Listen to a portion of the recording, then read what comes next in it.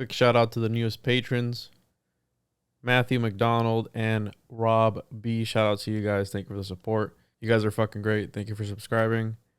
There on the Patreon, you'll get exclusive content, post shows, extended outros, all 46 episodes of the 1 hour former podcast amount, which there are some fire interviews on there. So check those out.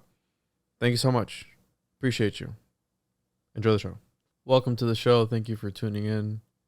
Kind of bummed about this episode because I was really looking forward to it, and we had some connectivity issues on either my end or Alex's end, but he's got some really great stuff at his podcast. I would really recommend checking that out, the Wisdom Tradition podcast. He's got a great YouTube channel where he posts a lot of videos and a lot of research heavy stuff, which is right up my alley. But we'll have Alex back on to really get into it because the latency issue was just so bad. I'm going to scrap the video for this one, but thankfully I was able to salvage the audio.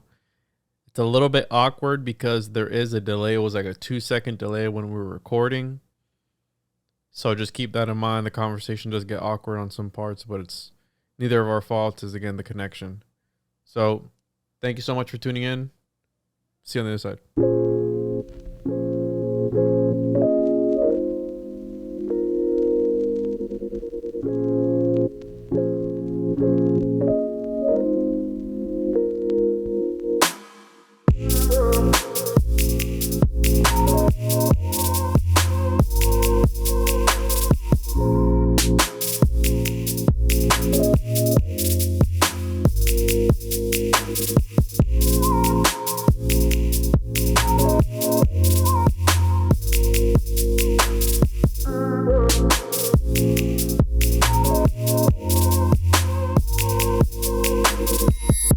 Welcome to the One-on-One podcast with your host, Juan Ayala. Welcome back to another episode of the One-on-One podcast. I'm your host as always.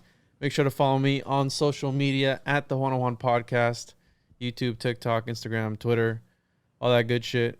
Make sure to follow Patreon, patreon.com/the One-on-One podcast, rockfin.com/the One-on-One podcast. And today we have Alex with us from the Wisdom Tradition podcast. What's up, bro? Hey Juan, how's it going? Thanks for having me on. Yeah, for sure, man. I came across your stuff when I was doing some research on, I like to call him Daddy Manly P. Hall, because I've learned so much from him. And he's, thousands and thousands of hours and lectures and books that he's brought up. And I came across your Manly P. Hall documentary, which is funny because I always, every now and again, I'll YouTube Manly P. Hall, documentary or something, and yours came up like newer. I'm like, I've never seen this one before. And when I clicked on it, I watched it, and I'm like, man, this is fucking great. And then I saw like the channel, and I'm like, oh, let me hit this guy up. And then I came across your stuff, and you put out a lot of great content. Can you share with the listeners where they can find your stuff? Yeah, sure. Well, I have a website, alexsachon.com. That's my name. Maybe you can put a link to it, but alexsachon.com, and that has a link to my podcast, which is where most people follow me. And then I also have a YouTube channel where I post video versions of the podcast, and I have some documentaries and other visual based stuff. And then I have a Substack where I publish articles. I just started that recently. And I'll tell you more about that in a second. But I have a Substack, and I also have a small e-store where I have a couple of publications for sale and a little bit of philosophy-themed merch that I put together. So that's kind of what I'm doing right now on all those different fronts. And the Substack is something, I started it recently, but I have a kind of book that I'm writing and publishing serially. So I have an ongoing series that I'm doing that I'm going to be bundling together into a publication. So there's like a whole plan to everything that's being put out right now on the Substack. So if you're able to check out that, it's the links on my site, and you can follow me or subscribe to me, and all that stuff is free. So yeah, I'll post the links in the description. And I didn't know what a Substack was, bro. It's like a newsletter / blog. Can you explain that? Because when you say that in your videos, I'm like, what the fuck is a Substack? Yeah, it's just a news. It's just a blog. It's like a Tumblr, but it works through email primarily. So rather than go to like a Tumblr main page, you know, and follow people on Tumblr, you just go to someone's Substack page and you subscribe, and you just get their stuff sent into your email. And it's become popular with a lot of people because there is a subscription model that you can add on to it, and you can do a paid subscription. And but I don't have that feature added, but some people do it. Like you can do like a monthly thing. But I've just found it like a good medium to put out this project, so I can put out incrementally rather than do the overwhelming thing, which I've tried to do in the past and failed to do, which is like to write a whole thing at once. Mm-hmm. So this incremental method works better for me. So it kind of unlocked the door. I tried many times to write the book that I'm writing right now and never was able to figure it out and how to put it together. And then this kind of unlocked the key for me because this process has been what I needed to finish what I was working on for a long time. And I see that you do breakdowns of Manly's lectures and you talk about philosophy a lot. What got you? I saw you went to school here in Florida. I'm from Florida, Central Florida. What got you into this realm of philosophy? Because I mean, that's a very, you know, I'm a very big Pythagoras fan, and he was the OG philosopher, you know, at first. What got you down this path? And right. I see you have the full card there up on your wall, which is pretty cool. Yeah. Actually, in honor of our convo today, I wore my little penny T-shirt, my old school little penny tee. The Orlando Magic was my favorite team growing up. How did I get into philosophy? Well, I guess through serendipity. When I was a teenager, I got really passionate about Taoism, actually, and the Tao Te Ching. I got a copy of that, and that's really the only book of like religious kind of scripture I ever really studied or have become like enthusiastic about reading firsthand. Like it's only like source material that I really spent a lot of time with, but it's always been like really close to me, and I've had like an intuitive connection to it. So that was my initial introduction to philosophy. But I also, for a long time, had a developing interest in science. And then after I got out of school, those things would merge. So they didn't really merge while I was in school. I was studying social sciences. That was like my passion. Is what I wanted to do my career in. And so I have a master's and a bachelor's in two different fields in the social sciences. And then after I got out of that, when I started to think about how I could apply social sciences to having a constructive effect on society, like that's what I really wanted to do, was like use science as a means to have a positive like contribution. As I had looked at the education that I got and I figured out how I wanted to apply it, I began to be more interested. I began to get interested in certain like new lines of thinking in the social sciences, and so that was like something that maybe it was like that meeting some of my early Taoism stuff, but there was something that was like leading me to go more and more into the underlying ideas behind the different sciences. And so I started getting into the philosophy of science, and then through that I gradually ended up studying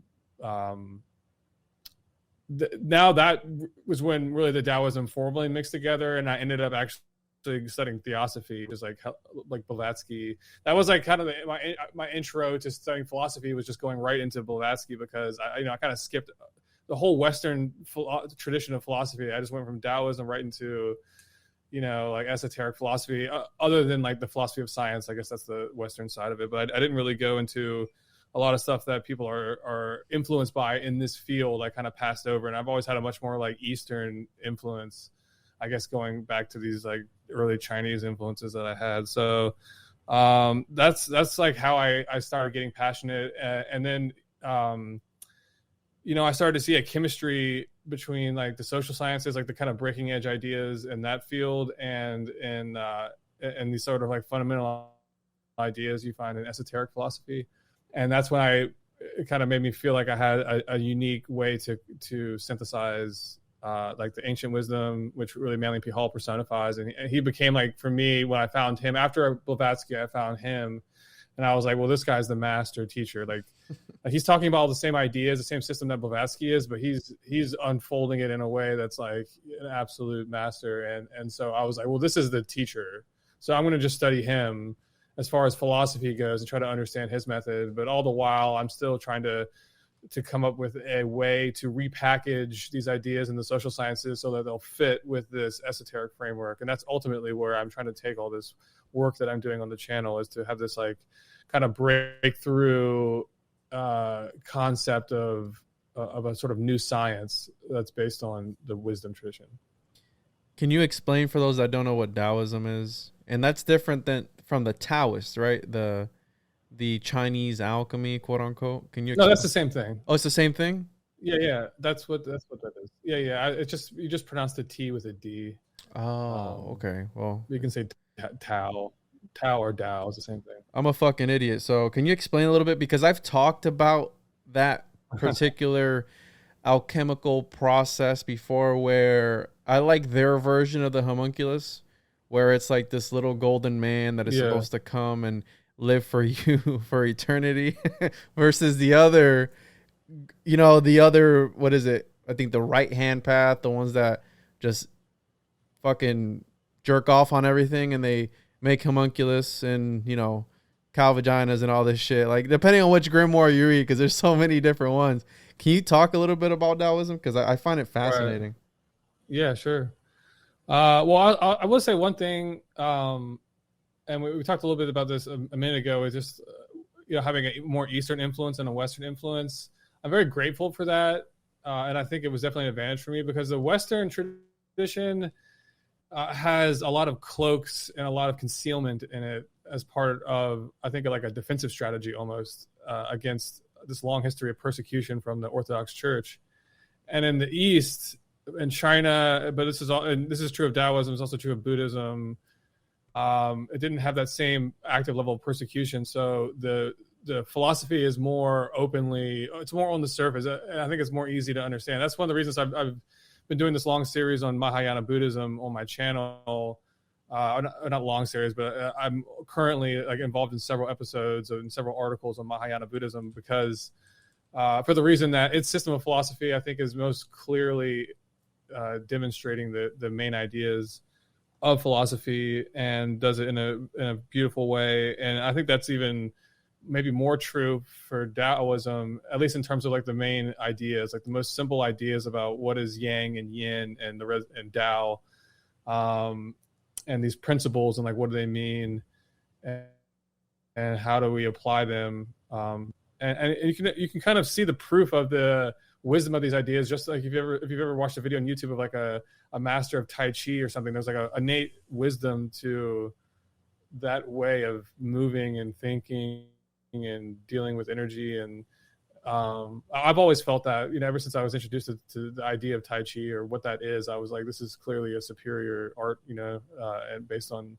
an advanced, practice. And so, yeah, the basic thing with Taoism actually emerges like Pythagoreanism does, and like Buddhism does. They all emerge actually at the same time, which is in the beginning of this period that I read a lot about, called the Axial Age, which is right around the 5th century BC. You see, this is called a lot of people call it like the Age of World Teachers, but you see all across the world this like global cohort of spiritual teachers arise in all the great civilizations of like across the world, and but particularly focused in Eurasia, and at the same time, even, you have all these people simultaneously alive. And so Taoism is a system of philosophy that emerges from this figure named Lao Tzu, and he's the Chinese representative of this great like group of world teachers that emerged during this age. And I guess I would say each expresses like one common wisdom tradition and different language, and the language of the particular culture that they came in. But there is a common set of ideas that are shared by all. So that's the basic way that Taoism fits into a larger picture.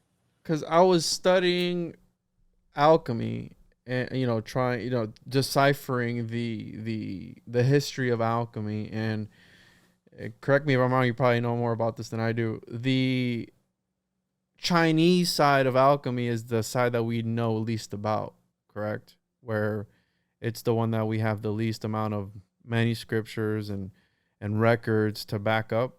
I'm sorry, what was it? It kind of cracked out for a minute. What was the question about the Chinese method? The Chinese alchemy, which is like Taoism, that's the one that we know the least amount of. Is that true? I don't know if that's true. There is a very famous manuscript actually that Carl Jung had like famously commented on, but it goes into in depth into the Taoist for alchemical approach to meditation, and it is something that is it's called The Secret of the Golden Flower actually. Oh yeah, and Manly Hall has a nice article on that. I mean, he has a nice he has a nice article on that book actually. He talks about Carl Jung as well in that article. But that's the Taoist approach. I think that there's a lot of I have a ton. There's a ton of material I have on Taoism that I've stockpiled up that I haven't had a chance to go into yet. But I have some books on Taoist astrology which are very interesting, and because the whole Eastern approach to astrology is based on the moon and the North celestial zodiac. So it is it's something that is not incorporated into the Western approach, but I think ultimately has to be. It needs to be synthesized in some way. But yeah, I think there is some knowledge about Taoism. I think that is now more present. I think in the West it's not very well understood, but I do think the tradition is alive in China. Yeah, I had heard. I forgot who I heard that from. Well, I was doing research, and it was like Chinese. We have this extensive list of all these alchemists throughout Europe and throughout the rest of the world, but then the Chinese alchemist, or maybe it might have been before a certain time. One of the people that comes up, obviously in Manly P Hall, that I've heard him talk about before, is Kobo Daishi. Do you know anything about him? Oh yeah, off the top of my head, I can't remember a lot of specifics, but I believe he's the one who brought the Zen approach to Japan, or founded the Zen school of Zen Buddhism in Japan, perhaps. He I have to double check. Shingon, but I'm pretty sure he's involved. The Japanese, it's a form of Buddhism. The Shingon sect. Yeah. But the stories, okay, yeah, I think that's Zen.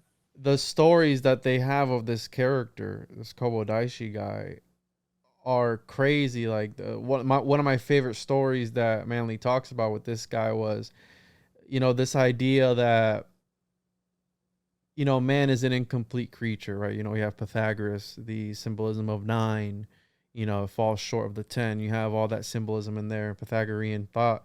And this idea that, right, we're an incomplete creature, and this guy there's a story that he was painting and doing a sculpture in front of a temple. It was of 2 dragons, or he's finishing up one dragon. And he did it so perfectly. He was like finishing up this dragon, and he did it so realistically that when he put the last drop of paint at the correct area where this dragon looked real, the dragon came to life because it was that perfect. And he was was pretty much getting out, like, man has this power to bring forth life or whatever it is, but it's like, it's almost like the Midas touch. If you touch everything and everything turns to gold, like eventually that's going to catch up to you, and you're going to eventually, you know what I mean? It's like this double-edged sword where, yes, we have the power to, animate life from inanimate objects, but it's like at what kind of cost? And I mean, I agree 100% with you when it comes to these Western traditions, because I've always said that I want to study like the Eastern esoteric shit, because that's where the real, like, French alchemists and all these fucking guys, bro, they were on to some shit. Like, these guys knew their stuff. Like, these occultists. I mean, look at Eliphas Levi. He was French. All these guys, all these alchemists, like, they knew a bunch of shit. And one of the things that the reason that Eastern, jump started the Western was because in the Western, how you said, there was this persecution of the church.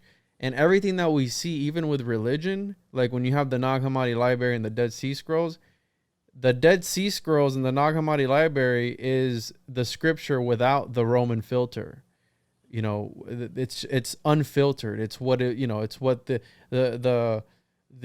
Assyrians and all these guys were writing, like unfiltered. But then you see it through the lens, like the canonical version is a filtered version of the stories that were being presented to us.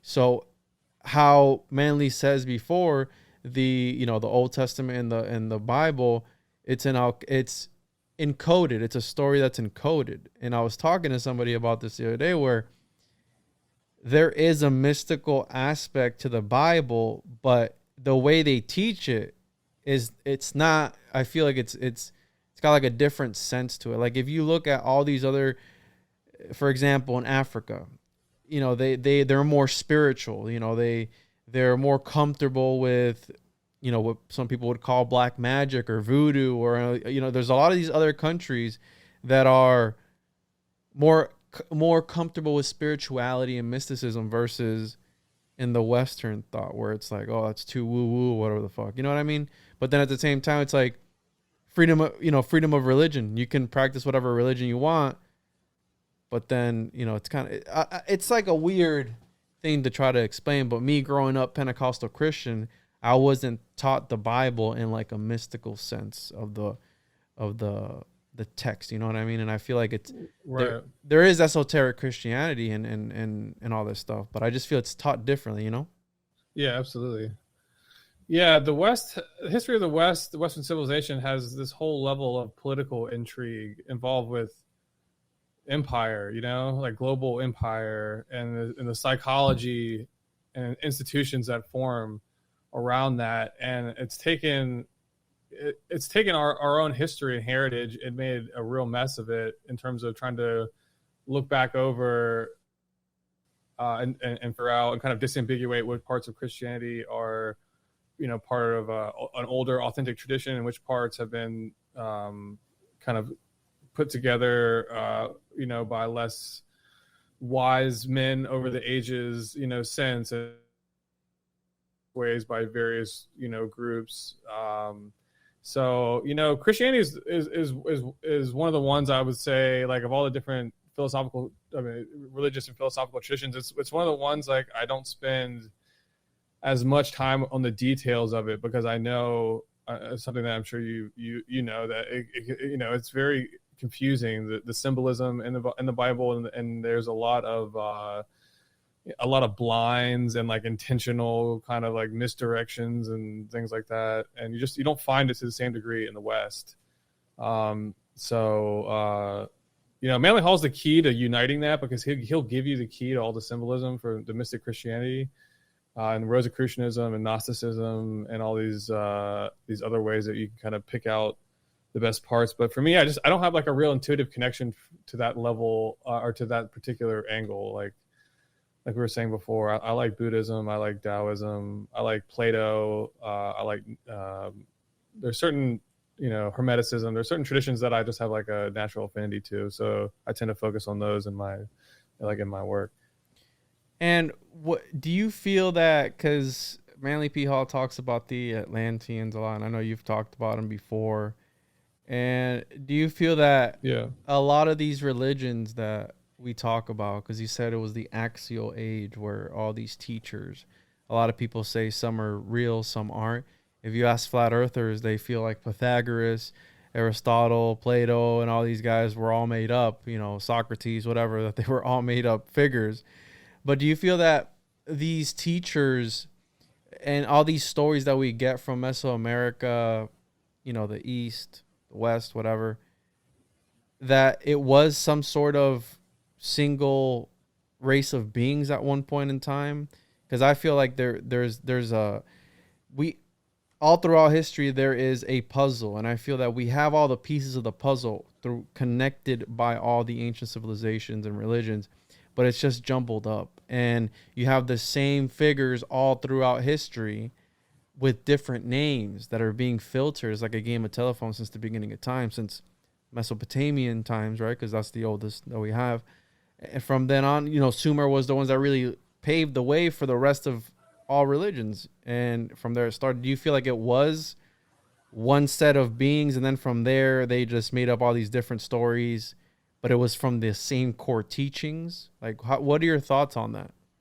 So this is how I think it works. I think like first off, the key for Atlantis for me is to start with the idea of mankind as one life, one macrocosm, one species as a whole. That whole collective is itself a kingdom of nature. So let's think of nature has 7 kingdoms, and one of these kingdoms is mankind, and mankind is a whole. And so within this wholeness, there is. Let me just start that over. Atlantis was a previous stage of evolution. It wasn't just a previous culture. It's the idea that we were all once Atlanteans and like a reincarnation concept. Like an earlier phase of humanity was called Atlantean, and now in this current age, we're called in esoteric philosophy, we call it the age of the Arya, or the Aryan Age, as in Aries, the sign of Aries. So that is this idea that there's 7 ages, and Atlantis was the 4th age, and we're in the 5th age. So there's this idea that all things begin in Atlantis, because Atlantis was this a previous. It's like Atlantis was like the missing link between like primitive Neanderthal humanity and today. There was this intermediate civilization that was the temple builders, but it was not just a civilization. It was like a previous stage of humanity. It was a different, slightly different psychological chemistry to the human being, and a different physical, chemistry. And the idea is that So here we go again. We were on the subject of Atlantis. We're having some technical issues, which the fucking Archons are always at work. But I really wanted to make this episode work because I love your material. You were on the topic of Atlantis. So how Atlantis? Can you start from the beginning, where it was an age in time? Yeah, not so much a civilization. Yeah. So it's like, on one hand, it was a previous civilization, but more than that, it was an earlier stage of humanity. Atlantis is the missing link between like Neanderthal man and modern man, and it's a large span of time actually that this Atlantean civilization existed. But there were the pyramid builders, and the majority of their civilization was wiped off the face of the earth long ago, and then the rest of it was kind of the legacy of it has been carefully written out of history for, we could look at, maybe argue different reasons, but you can definitely say that it has for sure been written out of history. But now it's coming back in, and people are realizing the necessity and the very real truth that there was a global deluge in 2000 BC, and that there is an earlier age of mankind before then. These are facts at this point, and they're a fundamental part of the esoteric, like, philosophical tradition. So this is all kind of being revealed as we speak. It's an exciting time. Do you? Because we know that the I call them the reptilian overlords. If they're actual lizards or not, I don't know. A lot of people always ask me if I really truly believe that there are lizard people. I'm sure there's something outside the realm of reality that is probably a lizard person. But why do you feel that it's been suppressed? As far as, because I've always said that we've lost this connection to the source, right? And I don't know. I'm trying to recall if Manly P. Hall talks about this in the way that I interpret it, where, back then you have all these, you have the Library of Alexandria, you have all these philosophers coming out, and the origin of the philosopher was because at first it was sage, but the sage knows the knowledge, and it makes no sense. You have to learn how to walk before you can run. So according to history, Pythagoras coined the term philosopher because philosophers are trying to obtain the knowledge and become. I know you were talking about how a lot of these civilizations, they would automatically, can you clear it up for me? It was like automatically they were initiates before they went to adepts and all this stuff. Can you talk a little bit about that? Because I know you were talking about it in your latest video. Yeah. Some of these schools just jumped into the initiate instead of the adept. Can you talk about that a little bit? Yeah. Well, that whole tradition begins in Atlantis. So it's good that we talked about that beforehand. The whole idea of initiates and adepts and mystery schools, the original version of it was in Atlantis. But in the Atlantean form, it was like the caste system to the extreme, in which, in terms of upward mobility, it wasn't like it is in our current age. It was an extreme caste system. So there was a small group of elite that, hoarded knowledge, and then the rest of mankind was comparatively primitive, I guess you would say. But so that it's out of that dynamic that the Atlantis cycle ends, and then in our age, gradually that polarity between the two is meant to be diminished. So the gradual, the overall body of mankind is intended to be elevated in our current age, according to my interpretation. And philosophy is one of these institutions that is born in our age that didn't exist in Atlantis as part of this project of elevating the collective body of mankind. Interesting.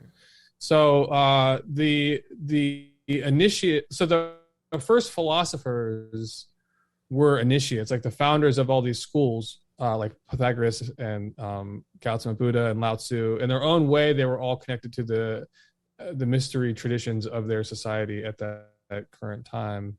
And they all existed as ambassadors, I guess you could say, of this mystery school. Because the mystery school existed in different cultures, but those are all different branches of one tree. Like it's one collective entity. And so philosophy is intimately connected to this mystery school and its plans to elevate the collective body of mankind over the course of our age. Now, going back to the beginning of Atlantis and his mystery school, like where did the polarity between those who know and those who don't know, where does that emerge from? And in philosophy, the idea with evil entities and things like that, we can talk about that in a minute, but it's like that's framed as a relative truth. Like those things arise as a type of like karma body, or as a consequence, accumulated consequence of actions. You can have these like thought patterns or emotion patterns like manifest collectively. Like on a psychological level, you could say this is like the shadow, the collective shadow can manifest in various ways that are tangible. And actually Carl Jung does a really interesting analysis of World War II, where he looks at the shadow as being an explanation for the mass behavior that was going on. And but in the esoteric tradition, the origin of this disparity, this is something I'm actually currently writing on in this series that I'm doing, in a series of articles and podcasts. It has to do with the Bodhisattva tradition, mixed with this idea that the world goes through various ages, and that the world kind of dipped into like the Kali Yuga, or an age of like spiritual relative absence, like it's relative scarcity compared to other ages. Like this is like the age of materiality. So in some instances, everything that happened is somewhat destined by nature of the fact that we're in this Kali Yuga as part of a cosmic process. But the beginning of the myths always say that in the beginning, man, the gods came and taught man, gave civilization to the kind of like primitive early humans that are trying to evolve upwards. So you had a highly evolved humans from a previous era come down, and you have like a low level of like earth humanity who's striving to come up, and then they kind of meet in the middle ground with this mystery school and the initiates and everything. So the early bodhisattvas raised the first initiates. Well, when this system originally came about as like the first golden age, was when this was first established. But then mankind moves into this age of absence, like spiritual absence, and the spiritual teachers depart and they leave, kind of entrust this process to humanity, who is still not yet mature, still maturing, and then humanity goes into this materialistic age. And that's, I think, the chemistry of factors that have to do with this kind of fall into these evil kind of times that we've been in for thousands of years. There's a certain pattern, overall, like astrological pattern to the whole thing. And, you know, in philosophy, there's ultimately like a pattern and purpose and like a destiny to it all that's pretty inspiring. But just overall, like looking at the landscape of the world, you know, especially at this current point in time, that's one of the reasons why I spent so much time with so much passion, like doing this stuff with philosophy, because I feel like that is the key for each of us to navigate this situation in a way that's like spiritually enriching, is to look at not just people, you know, the evils in the world, but like the opportunities that this moment provides us to like grow and to make a contribution and to, you know, right the wrongs of the past. That's amazing. I never really thought about how how philosophy is looked at as a byproduct of us trying to get back to that height of enlightenment. And because sometimes, you know, I'll be honest, you know, I've studied Nietzsche, I've studied Plato, I've studied a bunch of different philosophies, Rene Descartes. You have a bunch of different ones in there. And sometimes it hurts my fucking head trying to wrap my mind around some of the ideas that they're trying to portray and bring forth.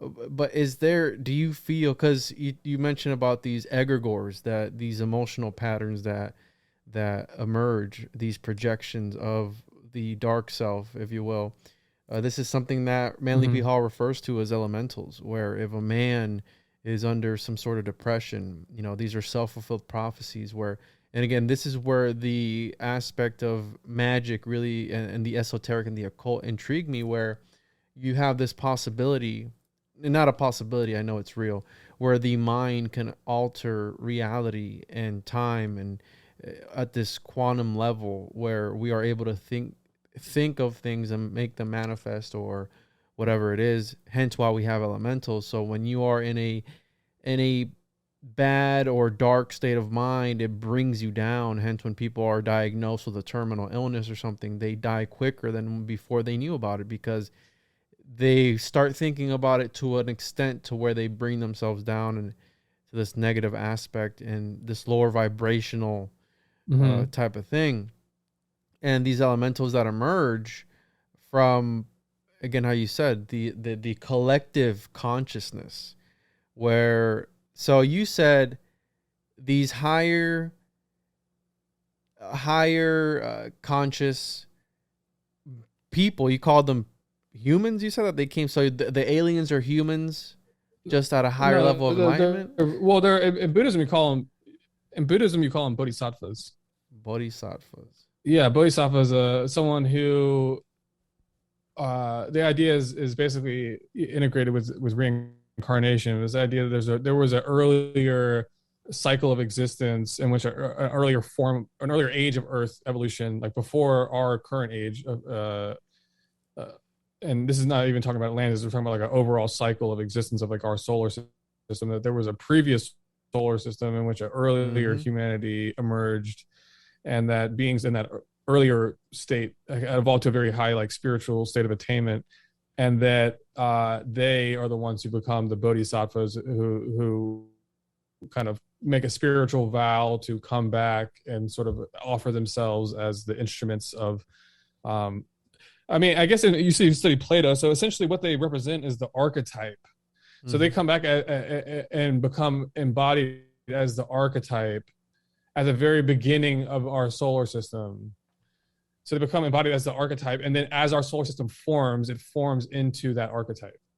So they are here at the founding of it because they've come back to offer themselves as the model around which this living life that is the planet is forming, and we're part of that life. So we are being made in the image of this of these bodhisattvas, which ultimately are one great in Buddhism we call him the human Buddha, the Manushi Buddha, but this is the entity that all religions like, revere. This is the divine man, the archetype, the Christ figure, or the Buddha figure, the archetypal human. Yeah, the Ubermensch, which is what fucking Nietzsche was talking about. That's amazing because, we do have these, again, that's why I said these stories of, you have Vishnu and Krishna and all the avatars and different, the same entity, but with different depictions, with different forms. One is the destroyer of worlds, the other one is this other being, you know what I mean? You have these, but then in all these stories, you have either opposing cousins or opposing brothers or opposing factions within these stories. So what is that about? Is that like the dark self of the one Christ consciousness figure, or how does that work? Because you see that throughout almost all religions as well. Right. Well, you basically, the myths are trying to talk about universal principles in the form of figures, but because they're universal principles, they become archetypal, meaning that they, like we were saying before, they become part of a pattern that gets built into the world as the world grows into existence. And which I know it sounds abstract, but you can just kind of picture what I'm saying.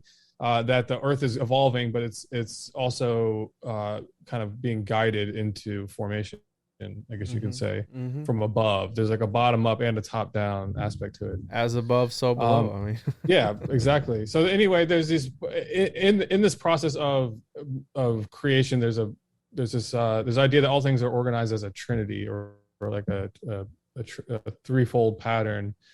And this idea that there's a polarity is two of the elements of this threefold pattern, or this idea that there's a yin and yang, or a polarity. And so this manifests in different ways, but one of the ways it manifests, like we talked before, there's a group of people who are evolved, and there's a group of people who are evolving. So there's this polarity in humanity of ones, who represent the archetype, and then there's the ones who are trying to evolve to become this archetype. And then there's also this polarity of solar and lunar, which is having to do with the goddess principle, and then the masculine principle, and the chemistry between those elements that are within each person. And so these things kind of manifest. These are archetypes that manifest in the growth and evolution of human life through the emergence of the polarity, essentially the polarity between the church and state.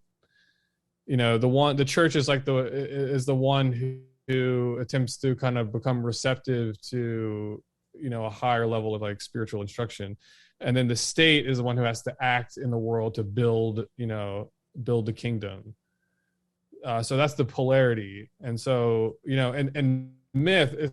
So I ultimately, I think when you have these stories, you're either referring to, these stories are personifying the kind of larger universal polarities that emerge involved with like the creation of the world, and or they're referring specifically to the polarization of the collective psyche of mankind into different groups as it comes into existence. As humanity starts to evolve, it becomes more complex, and it does by polarizing in all kinds of different ways.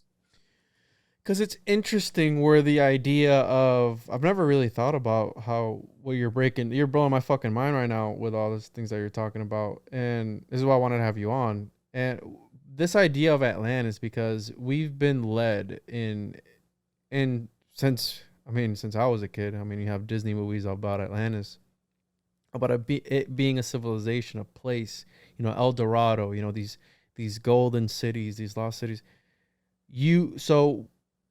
The people because you have the idea of Tartaria, right? I don't know if you know about Tartaria, where it's this global civilization that existed, and it was a bunch of different nodes around the world, and this is why you have this out of place architecture around the world, and it was a highly advanced civilization supposedly. Is that different than Atlantis though, or part of it, or how does that fit in? that's the thing, because it kind of goes. I consider it, because what I've always said is these ideas that we have, Shambhala, Agartha, Atlantis, Tartaria. I think it's the same thing.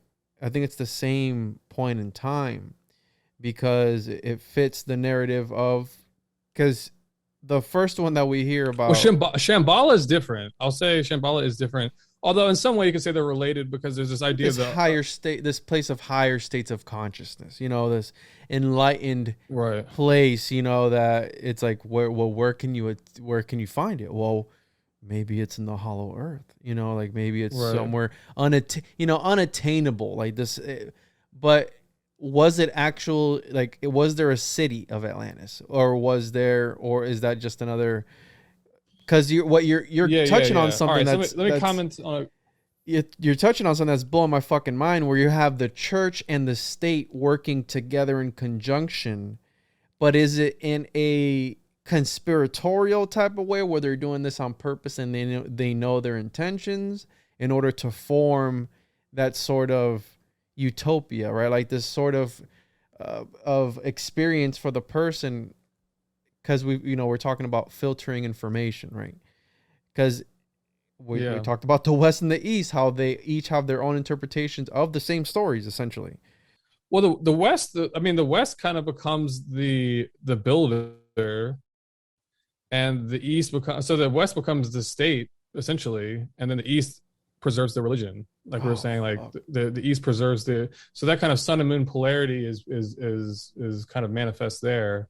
And Manly Hall even predicts that, that the future of religion will essentially be like Asian in character. It'll be like a revitalization of these principles from that have been preserved in the East, that have been concealed in the West, almost to a point where to really appreciate them, you have to go to the East rather than try to disambiguate, Freemasonry's, cryptic symbolism. You might as well just go to the East. So in a way, I feel like that's what's going on. But let me touch on a couple of things.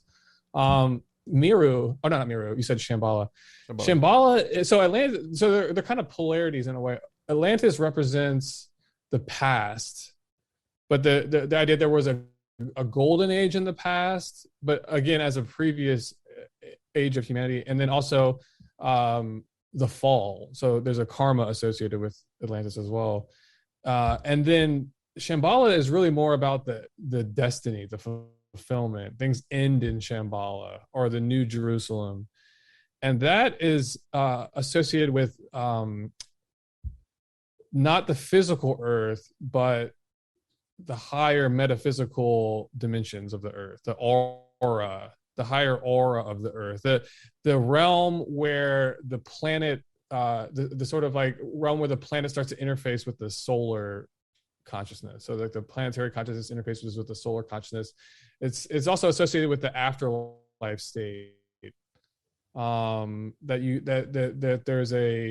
That's a common place. The sort of like heaven of Christianity and the Western paradise of Buddhism is connected with the mystery of Shambhala as well. And I think part of like the goal is to attain to a state of consciousness where you can be simultaneously awake and aware on this like terrestrial or the physical earth, and then also on these higher realms of like the Earth's and solar atmosphere. So anyway, that's Shambhala. And then Atlantis.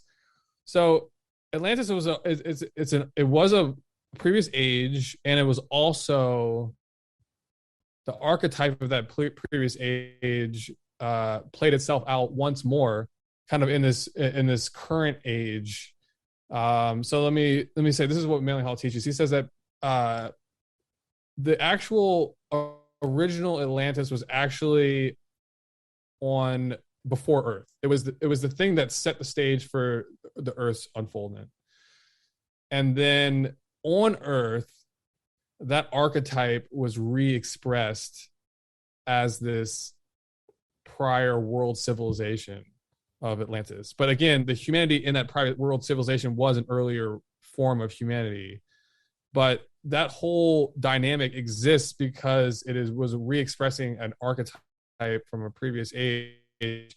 But now the fulfillment of all of that, the fulfillment of the idea that there was a previous age of the world that is not our physical world, but the previous version of it is when this Atlantis saga kind of played out in human consciousness. That the fulfillment of that, the consequence of that age is the karma that leads to all the aspects of the fall.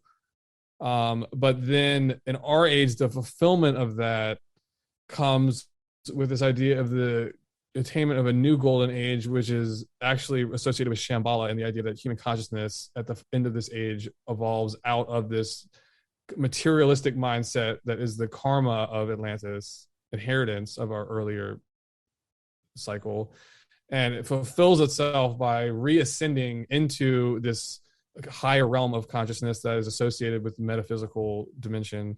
And that's how the new Atlantis is established, and that is Shambhala, and the East is called Shambhala. Interesting, because we have Francis Bacon writing about the new Atlantis, and I recently that's the same thing. It's the same. It's one place. It's the Invisible College. It's called by him. It's the it's the home of the true Rosicrucian Brotherhood, which again is the Bodhisattvas. It's the home of this higher octave of humanity that exists as like the. So there's another idea that this is important, that each human, this idea of reincarnation, that each of us exists according to this dynamic by which there's a higher self and a lower self, and so this higher self is like the seed of consciousness that exists, but it hasn't been awakened to itself, but it exists in potential in this higher metaphysical realm that we're talking about, this Shambhala, that it is actually the seat of our consciousness is actually there, and we are born and live a life in this world as a deliberate extension of that consciousness into an earth body, almost as like a type of meditation, in order to work out the thing that it's working out in its sort of cycle of existence. So that's how the dynamic works. This polarity we were talking about earlier, that this actually happens in human life psychologically, in terms of the idea there's a central self, that's the universal self, that each of us are connected to. We're all connected to collectively, but each has our own individual connection to it. And it's that universal self that is enthroned in this higher dimension of the earth that interfaces with the sun. And so this is like the core worldview of this esoteric system, is this idea that the physical earth is a lower octave of a more like spiritual realm, which is actually the true home of the human race, and that we all actually do exist in this home, and we kind of reincarnate on earth through this process of extension of consciousness into form. And in the afterlife state, the consciousness is withdrawn from the form back into the seed, the spiritual seed, and it remains there until the next lifetime. And then the Bodhisattva state is achieved. That is the ultimate destiny that we were talking about earlier. That's achieved finally when the bridge of connection is formed between the two. So it's opened. And I feel like that's how Manly Hall does what he does, is because he has a certain degree that door is open. So he's able to talk for 2 hours, because he's able to draw information from his higher, spiritual self. So this idea of, because it's very Platonic, it's very Neoplatonic, and Plato was obviously the one that introduced the idea of the demiurge, even though it's been talked about before, where there's this central figure controlling all of reality. And you have people such as Anaximander and Anaxagoras, these Greek philosophers that talked about these higher states of being, how this world is a reflection of a more divine realm. But the problem with that, that I've been looking at as of recently, because again, the idea of Atlantis being very Platonic or Neoplatonic, that it diminishes our realm, our world right now. It diminishes it to where, as Christians, I was again raised Pentecostal Christian, as a Christian, you're preparing for the afterlife. A lot of these religions, you know, the ancient Egyptians, they were all about the afterlife, like, you know, going on. The Nordics, they wanted to go to Asgard or whatever the fuck it was called. We're in Midgard, and they wanted to, I think it was cross the Rainbow River, the Rainbow Bridge into Asgard or whatever the other realm was. It's always like they diminish and demean our level of existence, diminishing the world, you know, physical reality. That's what I don't, not that I don't like about it, but I've noticed that pattern as well. And I don't know if that's intentionally done in order to push these other separate beliefs of, hey, you know, like the church, it's a brokered experience now. So in order to achieve divinity, you have to go through us. You know what I mean? Like, it's how you said, the West has become this other, an amalgamation of, like, you know, wanting power through freedom of expression and religion and all this shit. But then you have the East, where it's like, nah, dude, we're like in the rawest form possible, and we're still preaching the same shit we were preaching, you know, 1,000 years ago or whatever it was. You know what I mean? Yeah. Yeah. Well, I mean, you know, ultimately, I feel like the thing to be achieved hasn't been born yet, which is like the grand synthesis between the two. And that's like kind of what the thing we should be striving for today. But on your point, I agree with you that especially in the past, I feel like there was in Egypt, it seems like this is the case in Egypt, that's like all you do is talk about the afterlife state, like as if the only purpose is to live for the afterlife state, excuse me. And I agree with you on that sense. You don't want to diminish the purpose that we're all here for. Yeah, the human experience. But I do think it is important to properly orient the human experience. And actually, we were talking about Taoism earlier. I love the way that it's talked about in Taoism, and or particularly the way Manly Hall talks about it. He says that there's this idea of the way of heaven, that the way of philosophy, or the way of Taoism, is to follow the way of heaven, which is the idea, and this gets to alchemy as well, is the idea that there's this polarity between the planets and the elements. And so the body, the physical body, or the physicals, the lower self, you could say, the bodily soul, is associated with the elements of alchemy. And then the planets are, obviously associated with astrology. And the planets take in the energy from the sun, or the solar life, and they specialize it, and they manifest it into Earth. And they do so through particular resonances or connections that they have with the elements in the body. So you'll see, in astrology, that each planet is associated with a different element, and each zodiac sign is also associated with a different element. And so that there's this alchemy that's underneath the surface of astrology. And so it's a sort of astrology is a sort of alchemical process in itself. Yeah, we're talking about Taoism and the way of heaven.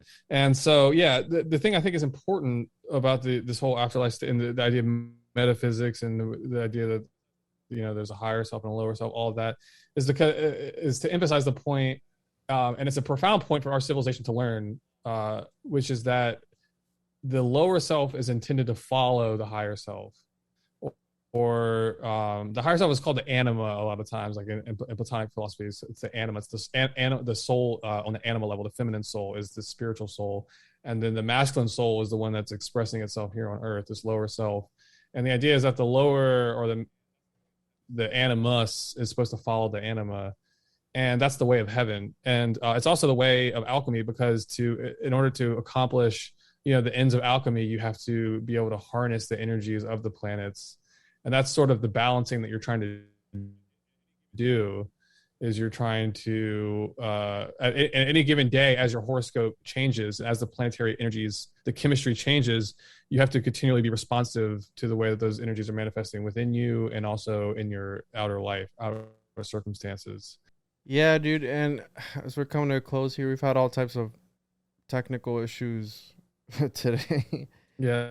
Sorry about that. No, you're good. Like I said, next time I'll patch you through the roadcaster and we'll do a phone call instead. Because, like I said, I really like your material, and I feel like there's so much more we can get into. But obviously, with the whole connection issues and shit, kind of holding us back.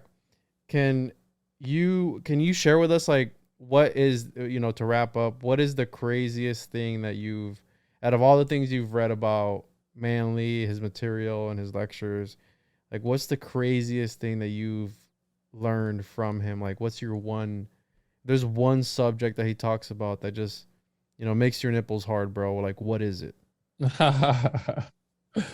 Wow. Well, I mean, the thing that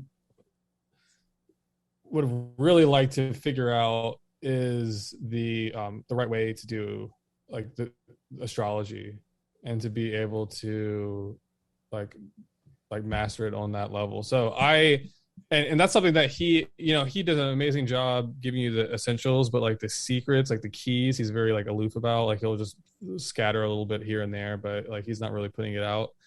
And so it's still up to the student. I think at this point there hasn't been anybody who's like really revealed the whole system. So that seems to me to be still the grail to achieve, for like us who are interested in this field, is to figure out like the true pattern of the whole like astrological system. Because if you can figure that out, that's how you can establish the new myth. Like the modern, the sort of like the birth of whatever the future religion is going to be. It's going to have to be based on a scientific sort of like understanding of nature and a way of studying the universe. But it has to also fit in with these principles of philosophy and all these mystical concepts by which you can kind of like go into meditation and confirm these discoveries. So that it has to work both ways. We have to be able to explain the night sky in a way that like Manly Hall talks about with astrotheology. So the key is like, can we figure out the astrotheology? Can we figure out the real system of like how it works, so that we can model a new mythology on it? And also that's how we can rediscover what the ancient like method was to attain the great initiations that the mystery schools once had. Is if you can put together that system on that level of detail, where we're talking about the planets and the fixed stars and the great cycles of time, and how all those energies manifest, through the planets into the earth, into the human body. For me, that's the ultimate attainment, because at that point you're marrying science and religion and philosophy. And that's, to me, that's the goal. That's the standard of our age, is to make this synthesis. Yeah. So I would say anything of his on that level, is what I'm like, keeps me going at it. Long hours, man. Long hours at it. Yeah. The occult sciences. And to wrap up here, can you plug your social media once more for the listeners at home? And I want to do this again, man, because I know you have a lot of stuff that anytime you're good at. So you plug your information again. I got to figure out my internet situation. Yeah, absolutely. And thanks for having me on again, Juan. AlexSachon.com, AlexSachon.com has links to everything. But my main thing I go by is the wisdom tradition. So if you search that on YouTube or on podcasts, you'll find me. So yeah, thank you very much again for having me on. Definitely, Alex. Thank you so much, man. I'll have you on again soon. Let's see. All right, peace, brother. Hopefully this thing times out. Yeah, take it easy, bro. We'll talk soon.